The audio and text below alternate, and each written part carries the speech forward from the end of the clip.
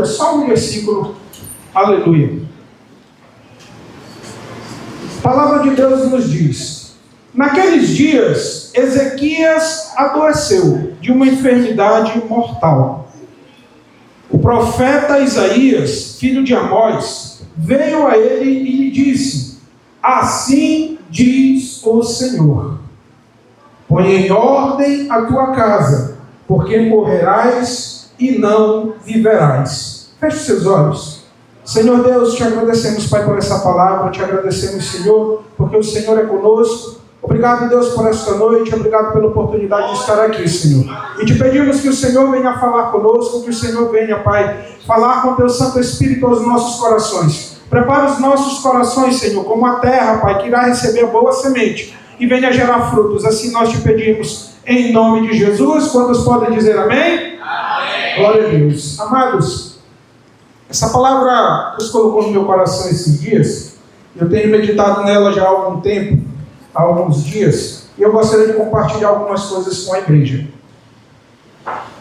Aqui, Ezequias recebe uma sentença da parte de Deus. O profeta Isaías chega a ele e diz: Ezequias, põe em ordem a tua casa, porque morrerás e não viverás. A palavra diz que Ezequias foi um grande rei de Judá. Ezequias foi um rei, irmãos, que ele restabeleceu tudo aquilo que tinha se perdido. Ele refez o altar do Senhor, ele voltou à prática dos cultos, ele voltou à prática do sacerdócio, ele melhorou a cidade, ele derrubou os altares de deuses estranhos, ele quis fazer conforme aquilo que Deus determinava, e ele foi abençoado por isso. E a palavra de Deus vai dizer que Ezequias, ele adoece de uma enfermidade mortal.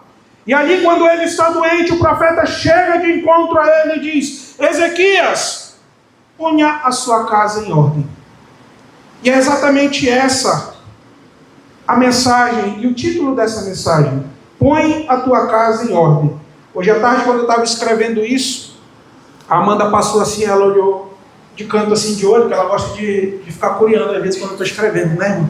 Aí ela passou assim de canto de olho, aí ela falou: põe a tua casa em ordem. Rápido ela pegou o pano, aí começou a passar no chão, aí começou a varrer, aí começou a arrumar, aí eu falei: que isso? Ela falou: não, é porque eu vi ali que o título da mensagem é põe a tua casa em ordem. Aí eu falei: calma, não é bem isso que o profeta está querendo dizer para o rei Ezequias.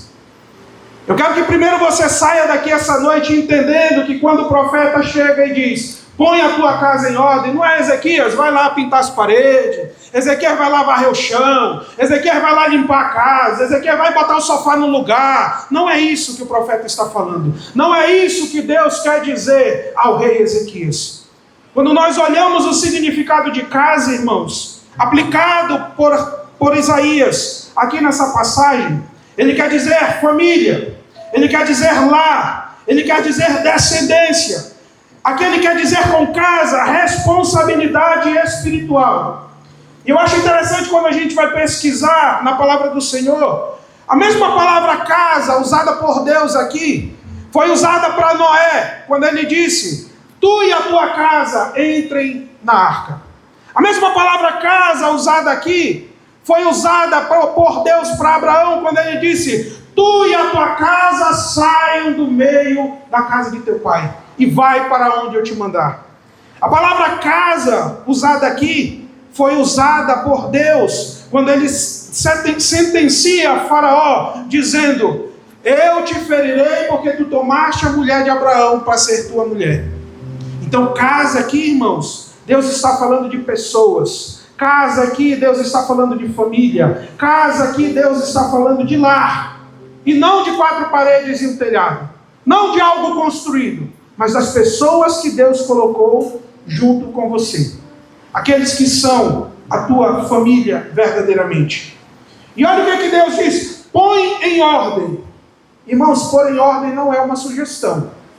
Pôr em ordem é uma ordem. Pôr em ordem significa ordenar com autoridade, estabelecer um mandato, determinar uma direção inegociável. E guarde isso: determinar uma direção inegociável. Porém, ordem é ordenar alguma coisa de acordo com uma cadeia de importância.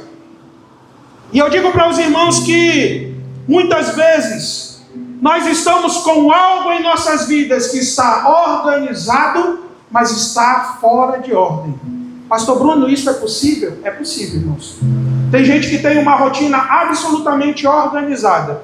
Ele tem absolutamente hora para tudo.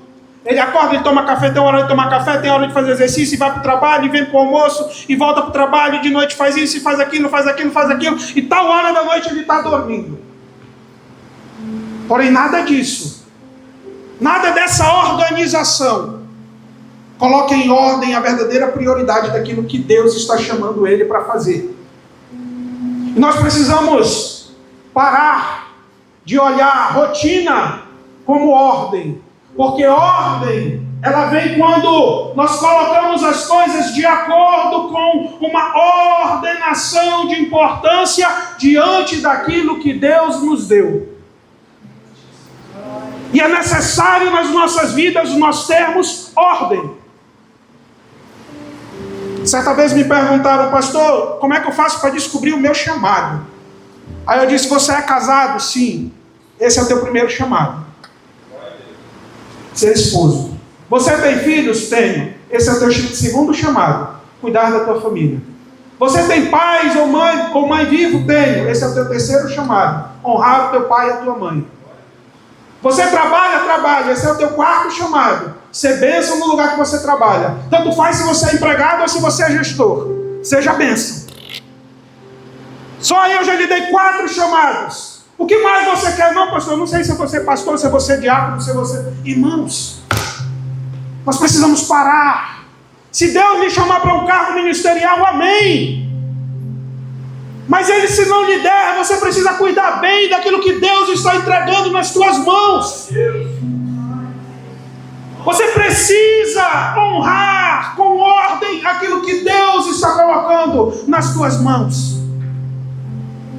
E sabe qual é o grande problema hoje, irmãos? É que as pessoas têm colocado tudo fora de ordem e esperam receber a bênção da parte do Senhor.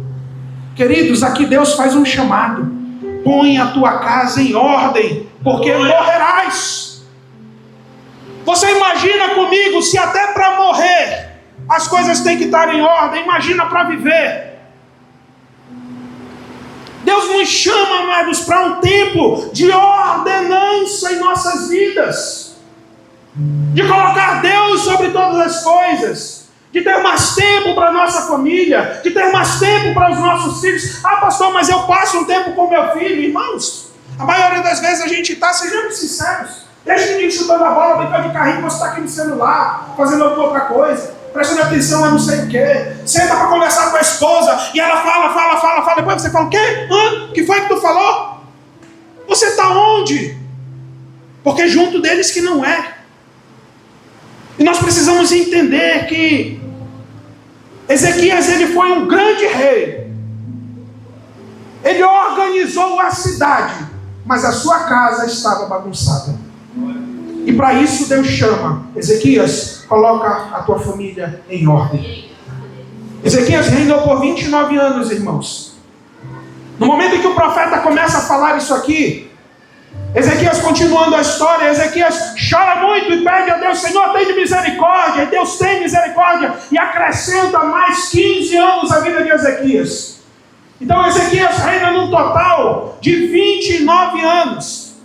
Só que Deus disse, agora você tem 15 anos para organizar a tua casa. E eu te pergunto, será que Ezequias organizou? Será que Ezequias fez aquilo que Deus o mandou fazer? Não fez, irmãos.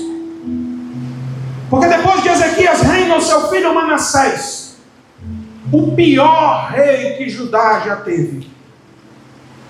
Adorou a outros deuses, se vendeu a exércitos de deuses estranhos, restaurou os altares de deuses estranhos, acabou com o culto dentro do templo, desfez tudo que o seu pai tinha feito. E por que isso? Porque Ezequias não colocou a casa em ordem. Entenda, Organização não é o mesmo que ordem. Estar organizado, e entende-se, estar organizado por estar tudo tranquilo, tudo em paz. Porque às vezes a gente acha assim, não pastor, na minha casa está tudo em paz. Eu consigo pagar todas as minhas contas normal, a minha vida com a minha esposa está uma bênção, a gente não briga, a gente não discute, meus filhos estão sendo criados, estão numa boa escola, está tudo tranquilo, ninguém está doente, nada de ruim acontece. Entenda que estar tudo tranquilo não é estar em ordem. Porque no vale de ossos secos, irmãos, quando o profeta Ezequiel vem, está tudo tranquilo.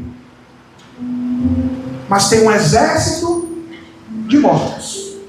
Não existia confusão, não existia barulho, não existia intriga, não existia nada. Mas existia a morte. Então nós precisamos entender que Deus ele nos chama para ter vida. E essa vida parte quando nós ordenamos o Senhor como primeiro lugar em todas as coisas que nós fazemos. Vou dar um exemplo para os irmãos. Alguns já contei esse testemunho aqui algumas vezes na igreja. Mas quando eu estava nessa palavra, Deus me colocou isso e eu vou falar novamente para a igreja. Alguns anos atrás eu fui chamado pela empresa que eu trabalho para participar de um projeto. E esse projeto era lá em Fortaleza. Eu falei, olha que legal. Dos 10 mil funcionários só foram escolhidos, se eu não me engano, 200 e uns trocadinhos. E aí ele chegou, o meu chefe chegou comigo e falou, você foi escolhido. Eu falei, foi mesmo, foi que legal. Porque a empresa está reconhecendo você. Você é um bom funcionário. Nós queremos que você faça parte desse projeto. O projeto irá envolver uma mudança e ali vai ser aplicado cerca de 2,5 bilhões de reais para ser aplicado na empresa. E você vai estar no meio da equipe que vai capitanear o investimento desse recurso. Aí eu falei, meu Deus, isso é um sucesso profissional absurdo. E você vai receber umas certificações que são válidas tanto no Brasil como no exterior, certificações internacionais, e vai ser tudo bom. Eu falei, como é que vai funcionar? Não, você vai se mudar.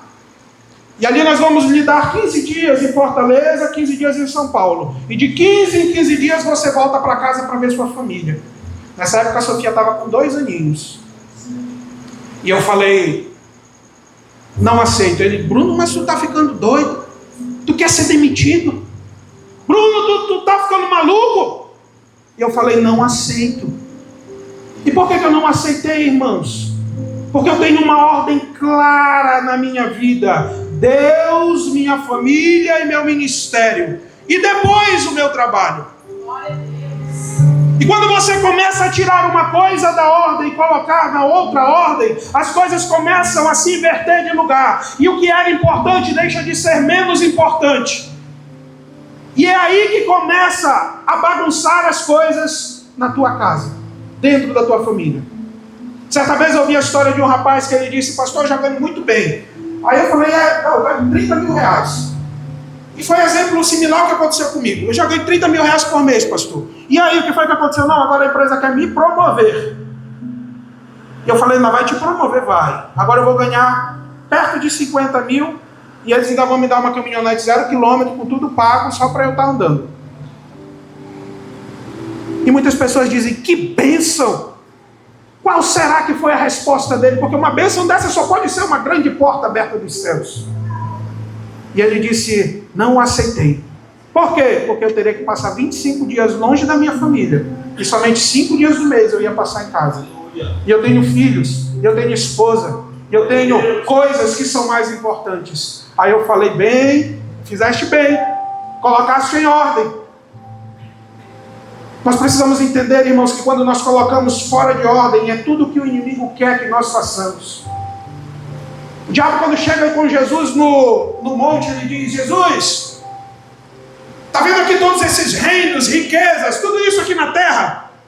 Eu te dou, se ajoelhado me adorares e se prostrares diante de mim. E Jesus disse, está escrito, adorarás somente ao Senhor teu Deus. Sabe o que o inimigo estava tentando fazer com Jesus? Vamos tirar um pouquinho da ordem aqui. Vamos colocar agora para você, Jesus, se ajoelhar diante de mim e aí eu te abençoo. e depois você corre de volta para Deus. Mas Jesus disse: não, a ordem é Deus primeiro. E quando ele permaneceu na ordem, ele confirmou para o inimigo que ele era o Messias, aquele que havia de vir por mim e por você. Queridos, definir ordem é definir prioridades. E nós só damos prioridade para aquilo que é importante. O que não é importante, não dê prioridade. E se algo não tem importância na sua vida, obviamente você não dará prioridade. Por isso, dê prioridades para aquilo que Deus está te chamando para fazer. Dê prioridades para cuidar daquilo que Deus colocou na tua mão. Cuide de sua esposa, cuide de seus filhos, cuide do ministério. Pastor, mas eu sou jovem, essa palavra não é para mim. Não, pelo contrário. Essa palavra é para você mesmo, jovem. Cuide daquilo que Deus está plantando na tua vida. Porque às vezes a gente olha, pastor, não, mas eu quero ser bem sucedido. Mas o que você tem plantado na tua juventude? Para que você colha. Graças a Deus essa igreja está cheia de médico, de engenheiro, de advogado. Mas foram pessoas que plantaram. Plantaram, irmãos. Eu lembro que quando chegou a época de eu fazer vestibular, entrou na minha lista de prioridades. Vamos aqui sentar e estudar. E é isso que Deus nos chama para fazer. Deus quer abençoar? Quer. Deus quer fazer? Quer. Mas depende muitas vezes muito mais de nós do que do próprio Senhor. Porque Ele está assim, ó, com os braços abertos, a porta da graça, querendo entregar para você. Só que você ainda não priorizou o que precisa ser priorizado na tua vida. Às vezes a gente chama, irmãos, como esposo e esposa, e eu vou lhe falar isso como um exemplo que eu vi de perto. Um casamento se acabar porque as pessoas não davam prioridades um ao outro. O marido era funcionário público e ele chegava, passava às vezes 2, 3 dias de serviço. Aí ele chegava em casa, queria ver a esposa dele, queria comer a comida da esposa dele, queria estar no ambiente com a esposa dele, com os filhos dele. Aí quando ele chegava em casa, a esposa dele não estava lá. Tinha ido para a casa da mãe dela. Aí passava uma semana lá na casa da mãe dela. E aí ele se perguntava: cadê minha esposa? Cadê meus filhos? E aqui eu não estou falando que a esposa tem que ser empregada doméstica, não. Porque a mulher virtuosa, ela tinha várias servas. Mas a responsabilidade de ordenar a casa era dela. A Bíblia diz que a mulher virtuosa levanta-se cedo e ordena às servas como deveriam fazer as atividades. E por que isso? Porque ela era a mulher da casa. A responsabilidade de cuidado era dela. E por inverter essas ordens, muitas vezes as coisas começam a desandar, irmãos. Então nós precisamos ter cuidado com isso. Em Isaías capítulo de número 39, e aqui a Bíblia mesmo nos prova por que Ezequias não cuidou da sua casa. Por que Ezequias não colocou a sua casa em ordem? Lá em Isaías capítulo de número 39, eu vou ler só o versículo 8. Mas basicamente o que acontece aqui? Chega, Deus cura, e a notícia se espalha. E de repente emissários da Babilônia são enviados para dentro de Jerusalém, para dentro de Judá.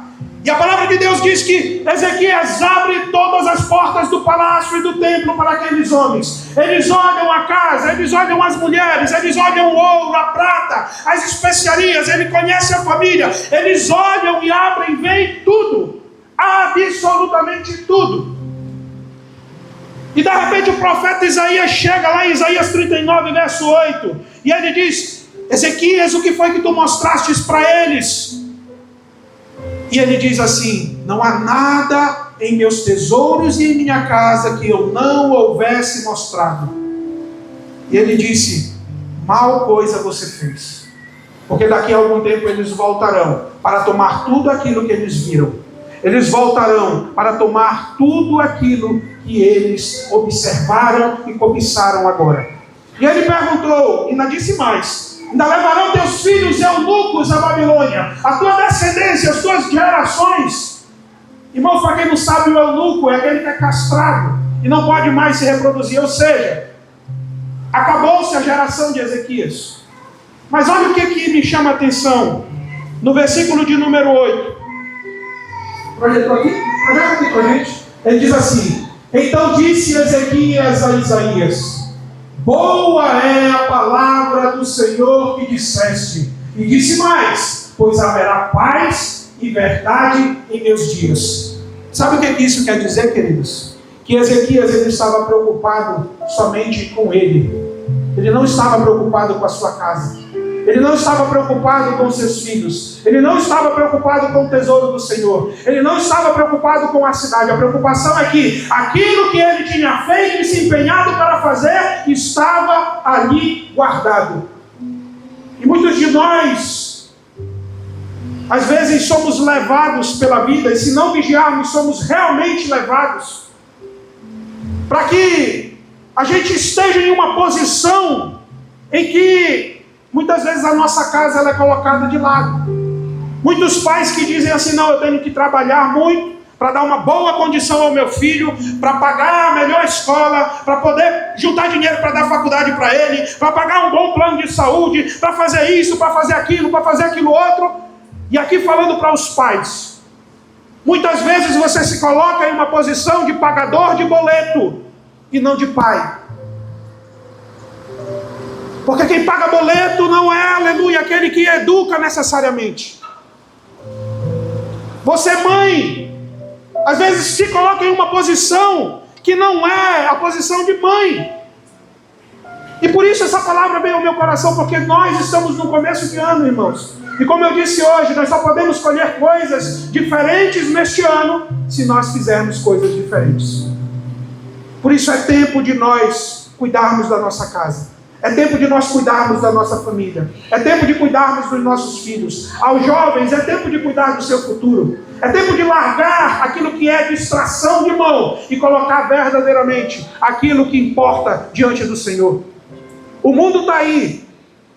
E preste muita atenção, você que é pai, que é mãe, que já tem filhos. Porque não acha que era só na época de Ezequias que estava castrando pessoas, não. Hoje em dia, a sociedade e a ideologia de gênero está aí para castrar uma sociedade toda. Preste muita atenção nisso. Porque a ordem nunca mudou. Homem e mulher terão filhos. E fora disso não há. Então o inimigo ele continua castrando gerações. O inimigo continua querendo destruir as famílias. Foi assim na época de Jesus. Foi assim na época de Moisés. As crianças continuam sendo alvos. O marido, a esposa, os familiares continuam sendo alvos. E nós precisamos ser vigilantes. Precisamos estar de guarda armada diante daquilo que o inimigo quer fazer. Fique de pé comigo e vamos orar, amém? Aleluia. Eu espero que essa palavra tenha falado ao teu coração. E antes de nós orarmos encerrando, gostaríamos de avisar que quarta-feira, amém, nós teremos um grande culto aqui. Estamos programando o culto de entrega da nossa campanha. Aos irmãos que não vieram na quarta-feira da virada do ano novo, nós temos aqui uma campanha Projetando 2026. São 7 dias de jejum e de oração pelos planos que nós temos para este ano. Então aqui os irmãos colocam seus planos pessoais, seus planos espirituais e aquilo que nós estamos colocando como igreja do Senhor. Orar pelos obreiros, orar pelos pastores, alcançar novas pessoas, amém? Então esteja com a gente. Pastor, mas eu não estou sabendo hoje. Começa hoje mesmo. O importante é que você vai estar junto na campanha. E quarta-feira, todos nós estejamos aqui para um grande culto de encerramento desta campanha. Lembrando que domingo nós retornamos, ou melhor, no sábado nós retornamos ao culto de jovens, domingo de manhã retornamos à EBD e domingo à noite o grande culto da família aqui nesse lugar. Amém? Nesta igreja do Senhor. Feche seus olhos, vamos orar. Senhor Deus, nós te agradecemos, Pai. Te agradecemos, Senhor, porque o Senhor é Deus em nossas vidas. Te pedimos, Pai, que o Senhor esteja conosco. Que o Senhor esteja, Pai, mudando visões aqui neste lugar. Para que nós possamos entender e saber o que é ordenar aquilo que o Senhor tem, Pai, para nós. Ordenar as coisas importantes que o Senhor já entregou em nossas vidas. Porque nós precisamos, Pai, ter a compreensão que não podemos avançar sem ter a ordem de Deus. Não podemos avançar sem ter a ordenação daquilo que o Senhor nos entregou. Porque onde há ordenação, há equilíbrio. E onde há equilíbrio, há mover e agir de Deus. Nós te pedimos, Pai, que o Senhor venha guardar esta palavra em nosso coração. Não por emoção, mas pela razão, Senhor, pela fé, para que nós venhamos compreender e mudar aquilo que precisa ser mudado. Espírito Santo, haja como agente de mudança em nossas vidas, dentro de nossos lares, para que nós venhamos, Pai, em nome de Jesus, estar mais perto e mais perto do Senhor a cada dia. Te agradecemos, Senhor, pela vida de cada um dos irmãos. Te agradecemos, Pai, porque o Senhor é Deus em nossas vidas. Te agradecemos, Senhor, pela oportunidade que tivemos aqui, Senhor, de apresentar mais uma criança ao Teu rebanho. De apresentar mais uma família, Senhor, que, aleluia, cumpriu o Teu chamado, Pai, de ser pai e mãe. Nós Te louvamos, Pai. E Te bendizemos, Te pedindo, continua conosco, nos dá uma semana abençoada. Nos dá, Senhor, uma semana de vitórias. Nos guarda de todo mal. E que Teu Espírito Santo nos leve em segurança. Assim nós oramos e agradecemos, em nome de Jesus. E que a graça do nosso Senhor Jesus Cristo, o amor de Deus e a doce comunhão do Espírito Santo esteja com você, com a sua casa, na sua vida, no seu trabalho, aonde quer que você esteja, em nome de Jesus. Dê graça e paz ao seu irmão, amém?